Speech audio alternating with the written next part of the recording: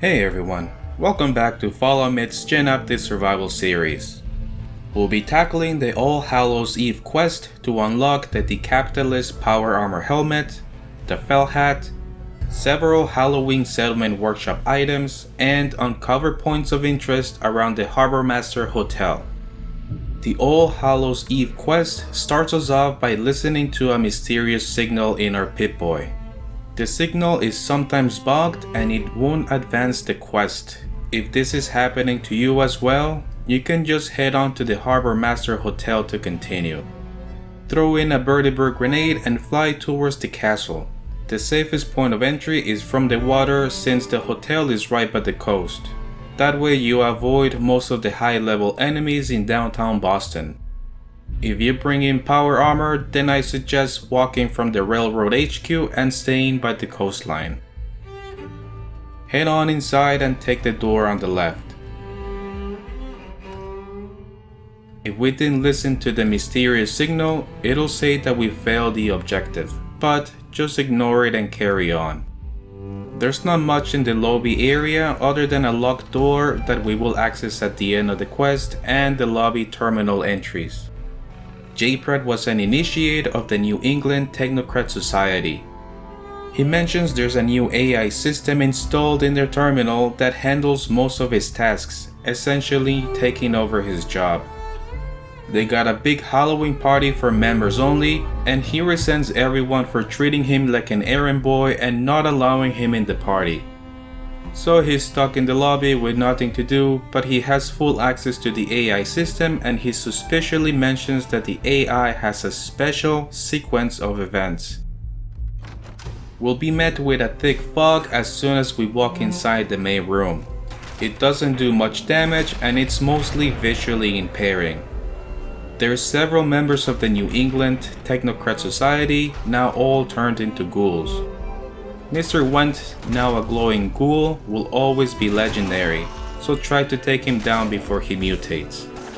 I don't like the visual impairments of the fog, so we'll just leave this room for later. We'll head on towards the door on the right side, leading to a narrow hall with numbered doors. The quest marker will take us to a keypad, which opens the door to the terminal that deactivates the fog. You can unlock it if you've got 5 perception and 5 luck in your perk stats. Otherwise, we'll follow the quest marker to a note next to a corpse. Lana's note says each room has a number of curious objects placed inside each of them. Room 1 has 4 specimen jars, Room 2 has 3 skull candles, Room 3 has 4 teddy bears, and Room 4 has 6 jack-o'-lanterns. If we put the numbers together, we'll get 4346. There's nothing significant in these rooms, so we'll go back to the keypad and put in the password. Follow the quest marker to the terminal. There are several entries with some backstory. Basically, J-Pratt connected a canister of experimental hallucinogen gas to the system, thus accidentally killing everyone here.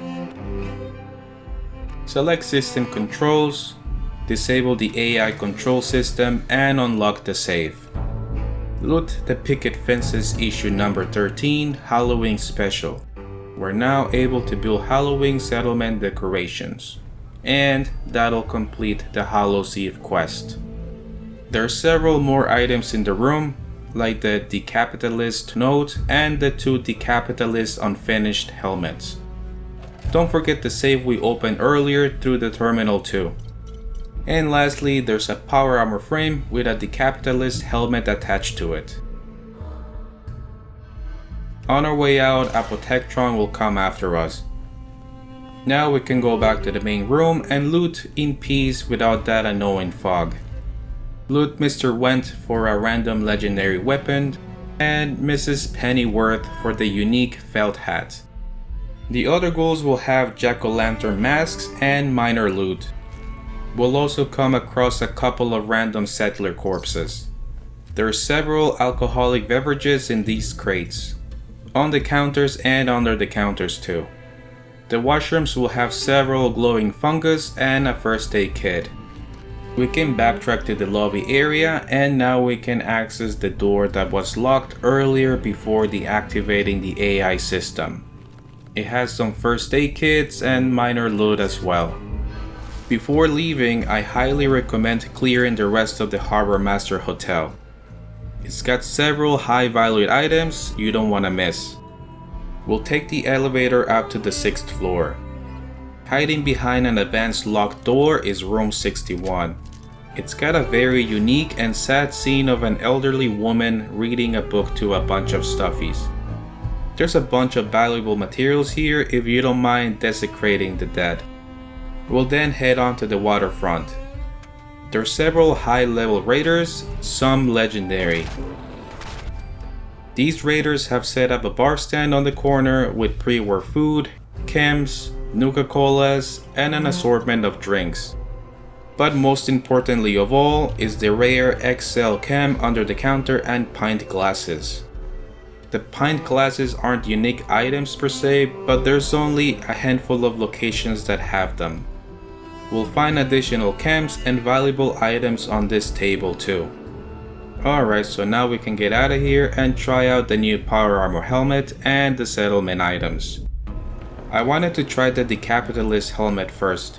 It's got several paint jobs and the standard modifications of a power armor helmet. You can modify the screen with several expressions, but unfortunately these are bugged for me and nothing is showing.